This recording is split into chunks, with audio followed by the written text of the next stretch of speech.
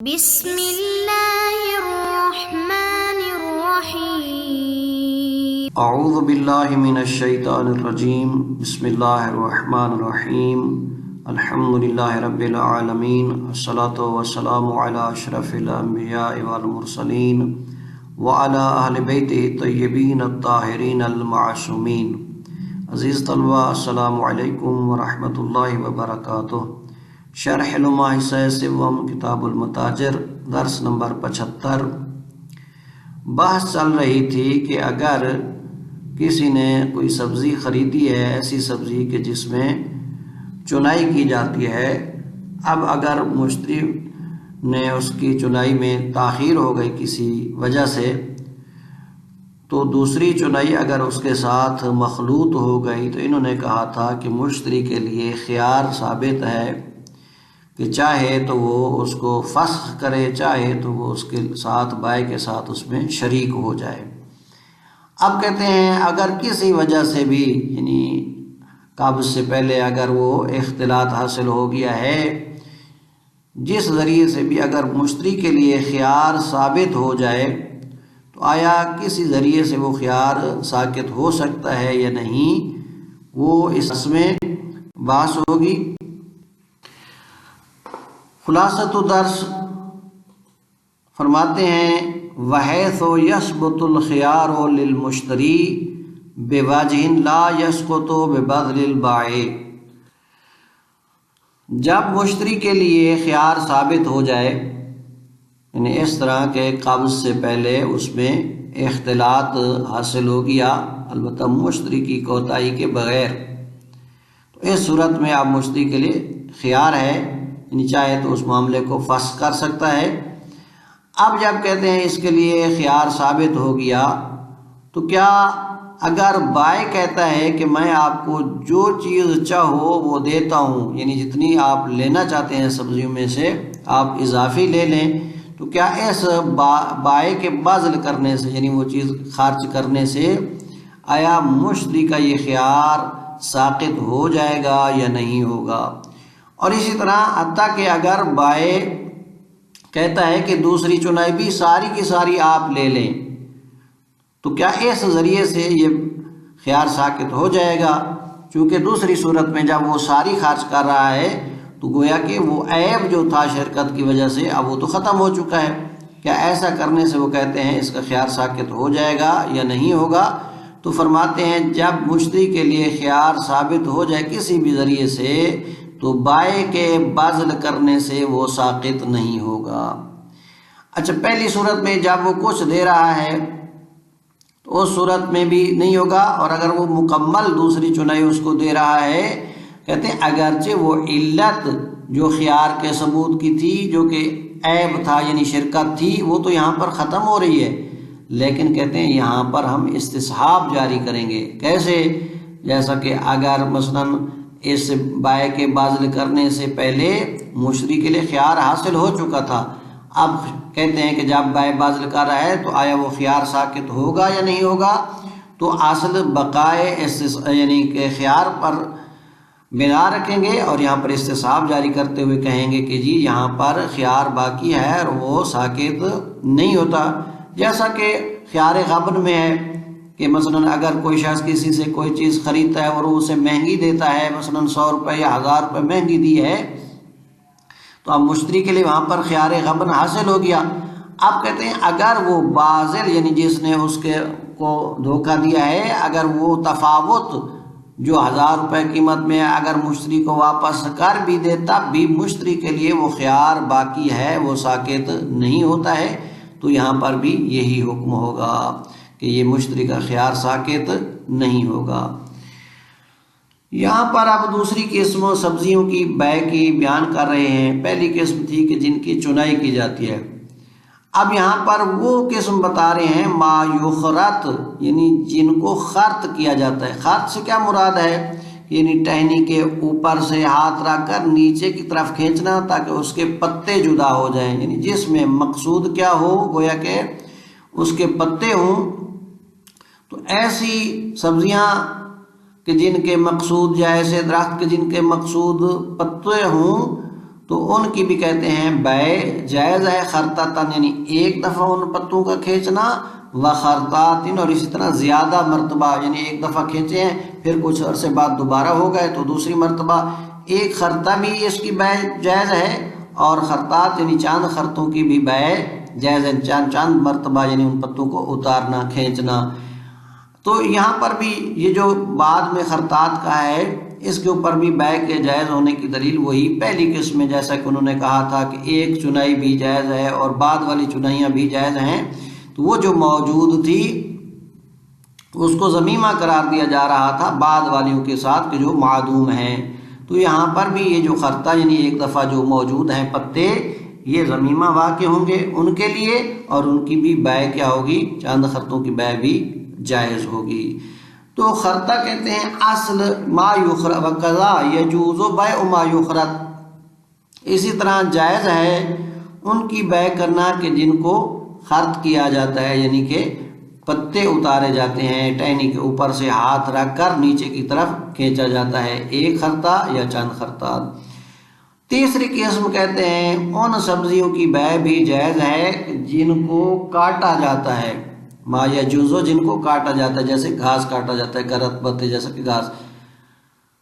اچھا جی، جیسا کہ اس میں بھی مختلف سبزیاں آ جائیں گی، جیسا کہ پودینہ ہے یا کھانے والی سبزیاں خوردنی جنہیں کہتے ہیں وہ ہو گئیں، تو ان کی بھی بے جائز ہے۔ اس درس میں آخری بات جو کہ وہ کہتے ہیں یہ جو پھلدار درخت اگر کسی شخص نے خریدے ہیں تو آیا درختوں یعنی صرف جب درخت خریدے ہیں اور اس میں ثمرہ کی شرط نہیں لگائی گئی ہے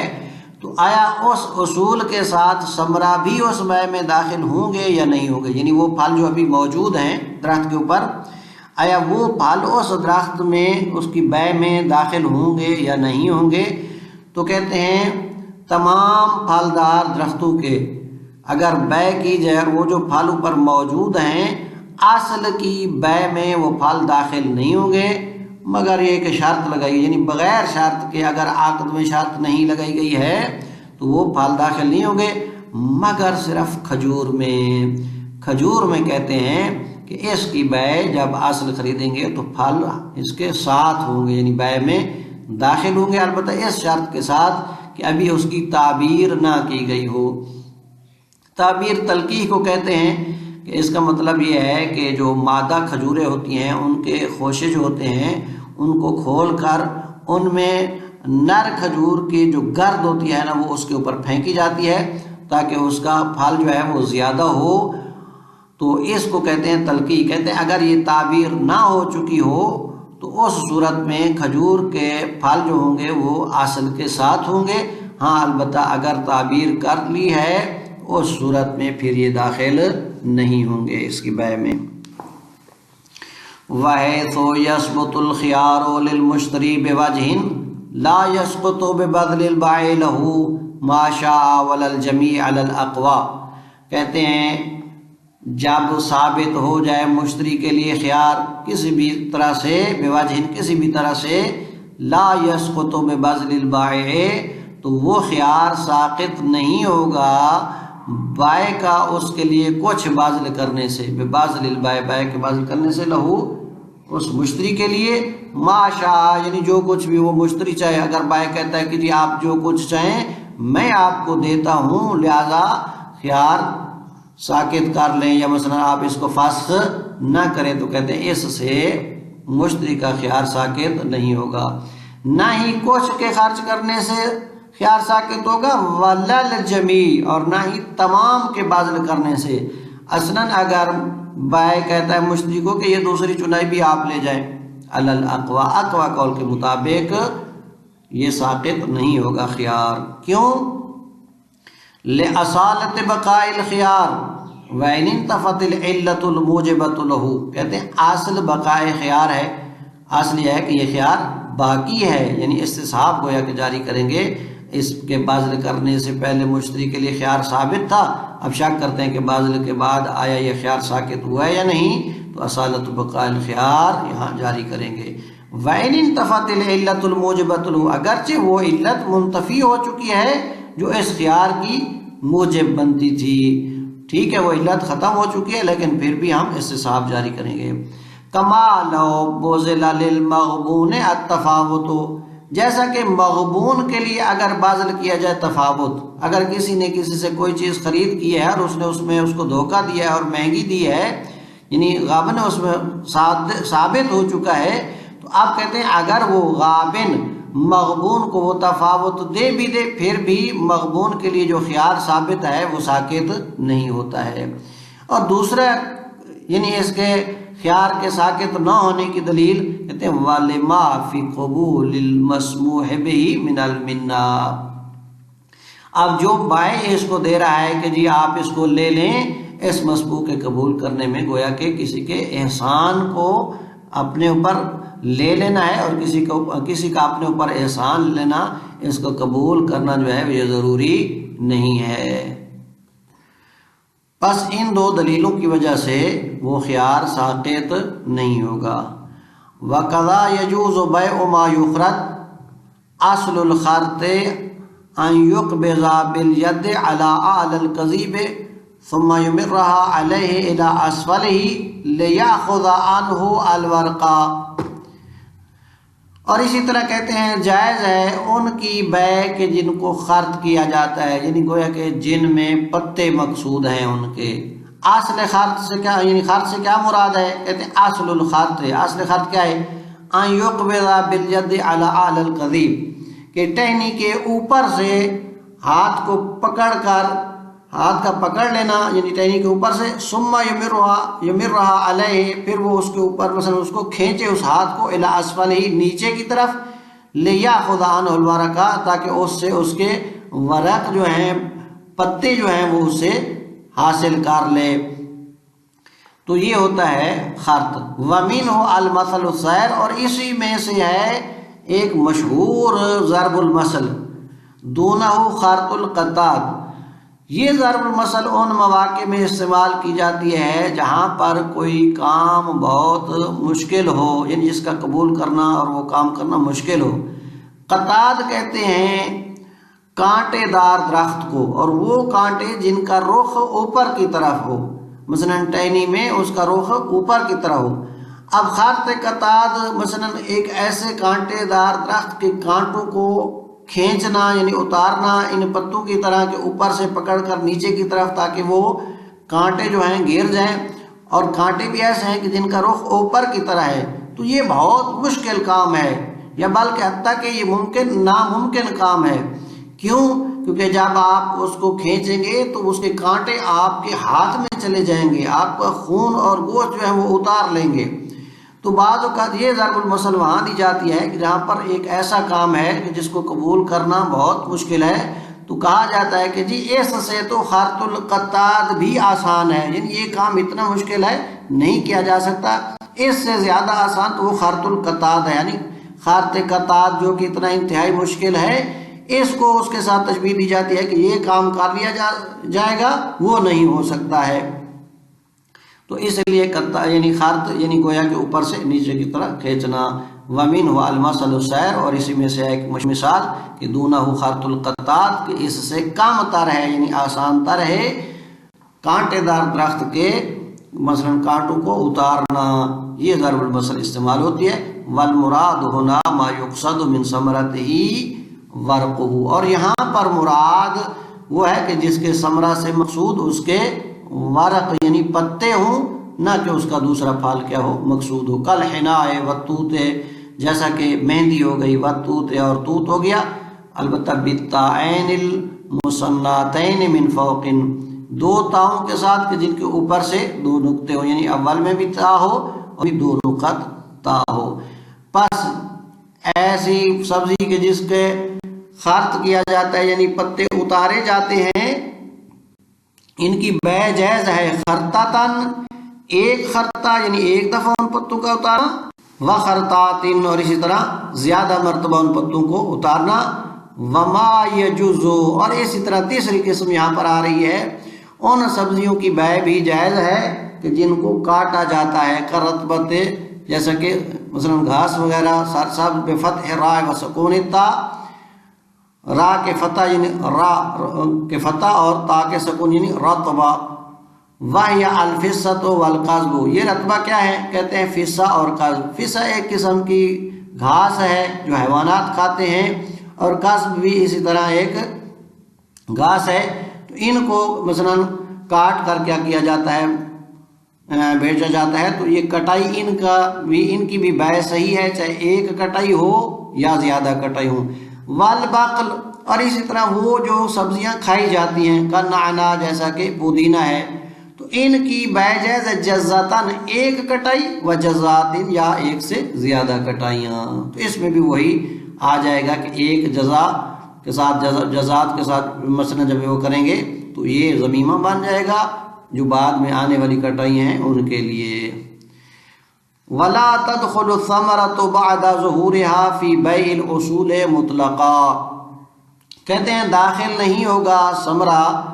اپنے، یعنی ثمرہ ظاہر ہونے کے بعد، یعنی ثمرہ جب درخت پر، یعنی پھل جب موجود ہو چکا ہے، وجود میں آ چکا ہے، یہ داخل نہیں ہوگا اصول کی بیع میں، خود درختوں کی بیع میں۔ اگر شرط نہیں کی گئی ہے تو درختوں کی بیع میں یہ پھل جو ہے داخل نہیں ہوگا مطلقاً، تمام قسم کے پھل جو ہیں یا درخت جو ہیں ان میں۔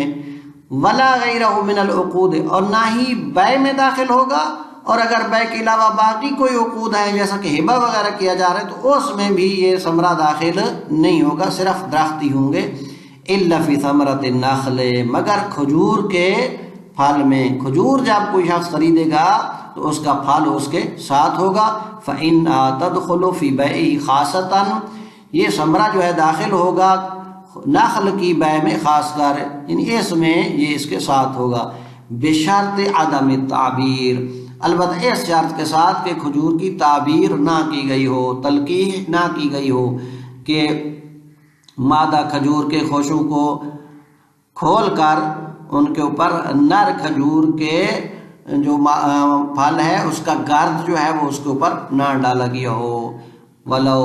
نقل اصل النخل بغیر البیع، ہاں البتہ بیع میں نخل کا حکم، یعنی خرمے کا اور کھجور کا حکم جدا ہے، لیکن باقی عقود میں یہ نخل بھی باقی پھلوں کی طرح ہے، گویا کہ اس کا بھی پھل اس میں داخل نہیں ہوگا۔ یعنی اگر کوئی ہبہ کر رہا ہے کھجور کا درخت وغیرہ تو اس صورت میں اس کا پھل اس ہبہ میں اصل کے ساتھ داخل نہیں ہوگا۔ ولو نقل، پس اگر کوئی نقل کرتا ہے اصل النخل، اصل نخل کو بغیر البیع، بیع کے بغیر، فکغیرہ من الشجر، تو یہ دوسرے درختوں کی طرح ہے، یا اس کو مجہول بھی پڑھ سکتے ہیں۔ اور نقل، اگر نقل کیا جا رہا ہو اصل نخل کو بغیر بیع کے، فکغیرہ، تو یہ اپنے غیر کی مانند ہے، یعنی باقی درختوں کی مانند ہے کہ جن میں ان کا ثمرہ اس میں داخل نہیں ہوگا، من الشجر، درختوں میں سے۔ وصلی اللہ علی محمد وآلہ الاطہار۔